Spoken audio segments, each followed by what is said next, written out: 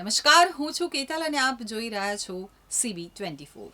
બોટાદમાં મંત્રી રીવાબા જાડેજાની ઉપસ્થિતિમાં 300 કરોડથી વધુના MOU સંપન્ન થયા છે। બોટાદ જિલ્લા વાઇબ્રન્ટ ગુજરાત રિજનલ કોન્ફરન્સનું બોટાદ શહેરના ગઢડા રોડ ખાતે આવેલ ખાનગી ફાર્મમાં આયોજન કરવામાં આવ્યું હતું। તો આજરોજ યોજાયેલા કોન્ફરન્સમાં બોટાદ જિલ્લા પ્રભારી મંત્રી રીવાબા જાડેજા સહિત બોટાદ જિલ્લા વહીવટી વિભાગના કલેક્ટર તેમજ બોટાદ જિલ્લાના ઉદ્યોગકારો હાજર રહ્યા હતા।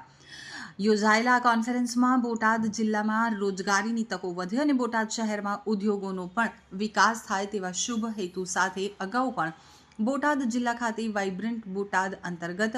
ઉદ્યોગપતિઓ દ્વારા MOU કરવામાં આવેલ હતા। જે અંતર્ગત આજરોજ બોટાદ જિલ્લાના કુલ 11 ઉદ્યોગપતિઓ દ્વારા 300 કરોડના MOU કરવામાં આવેલ। આજના આ કાર્યક્રમ દરમિયાન અલગ અલગ ઉદ્યોગપતિઓ સાથે જિલ્લાના અલગ અલગ વહીવટી વિભાગના મુખ્ય અધિકારીઓ દ્વારા MOU કરેલ, જેના કારણે આગામી દિવસોમાં બોટાદ જિલ્લામાં અનેક એવા લોકો કે જેમની પાસે રોજગાર નથી તેવા લોકોને રોજગારની તક મળશે, જેના કારણે ઉદ્યોગોનો પણ વિકાસ થશે। ત્યારે આજરોજ યોજાયેલા કાર્યક્રમ દરમિયાન રાજ્યના શિક્ષણ મંત્રી અને બોટાદ જિલ્લા પ્રભારી મંત્રી રીવાબા જાડેજાના હસ્તે શિક્ષણ સહાય યોજના અંતર્ગત શાળાઓને ચેક વિતરણ કરવામાં આવ્યા હતા। ત્યારે આજરોજ યોજાયેલા કોન્ફરન્સ અંતર્ગત રીવાબા જાડેજા દ્વારા બોટાદ જિલ્લામાં થયેલ MOU તેમજ બોટાદના વિકાસ અંતર્ગત વિસ્તૃત માહિતી આપતા જણાવ્યું હતું કે રાજ્ય સરકાર દ્વારા ઉદ્યોગોનો વિકાસ થાય અને લોકોને રોજગાર મળે તેવા હેતુસર આ પ્રમાણેના કાર્યક્રમનું આયોજન થતું હોય છે। આ કાર્યક્રમમાં બોટાદ જિલ્લા વહીવટી વિભાગ તેમજ જિલ્લા ભાજપના આગેવાનો સહિત બોટાદ જિલ્લાના ઉદ્યોગ દેશના યશસ્વી પ્રધાનમંત્રી આદરણીય શ્રી નરેન્દ્રભાઈ મોદી સાહેબનું જે વિઝન, જે તત્કાલીન મુખ્યમંત્રી હતા ત્યારે એમને વાઇબ્રન્ટ ગુજરાત સમિટ 2003માં જ્યારે એનો પ્રારંભ કરાવ્યો ત્યારે એ ગ્લોબલ ઇવેન્ટની સક્સેસ ગાથાની સાથે સાથે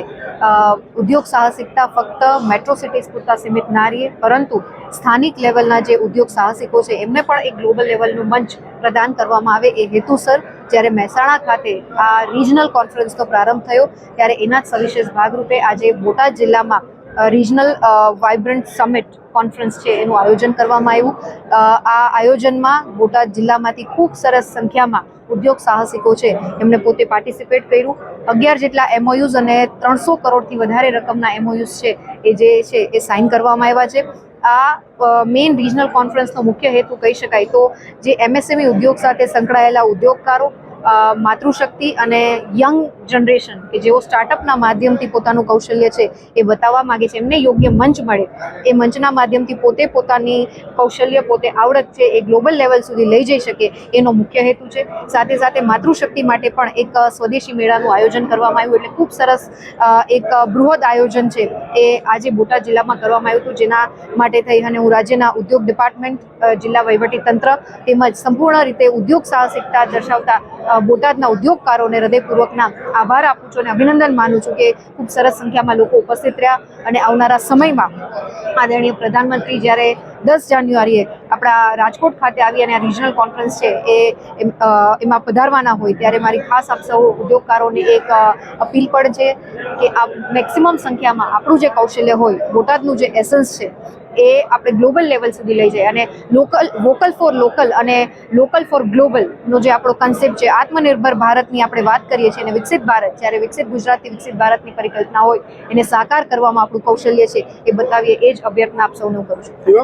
ખાસ કરીને મહિલાઓની ભાગીદારી વધે એવી આપણે અપીલ કરી છે। સમગ્ર રાજ્ય અને દેશના જે મહિલાઓ છે એને કેવા પ્રકારની અપીલ કરશે? જી બિલકુલ, જ્યારે G20ની સમિટ આપણા ગુજરાતમાં યોજવામાં આવેલી ત્યારે આ દેશના યશસ્વી પ્રધાનમંત્રી શ્રી નરેન્દ્રભાઈ મોદી સાહેબે ખૂબ સરસ મેસેજ એક ગ્લોબલ કક્ષાએ આપેલો કે પહેલાં એવું કહેવામાં આવતું કે આ દેશનો વિકાસ થશે તો એની સાથે સાથે માતૃશક્તિનો પણ વિકાસ થશે, પરંતુ આ નેરેશનને એક ચેન્જ કરવામાં આવ્યું કે મહિલાઓના વિકાસના આધારે આ દેશનો વિકાસ અમે જ્યારે જોઈ રહ્યા હોય ત્યારે માતૃશક્તિની સવિશેષ પાર્ટિસિપેશન આપણું ગુજરાત પ્રદેશ અને એમાં ખાસ કરીને હસ્તકલાની વાત હોય,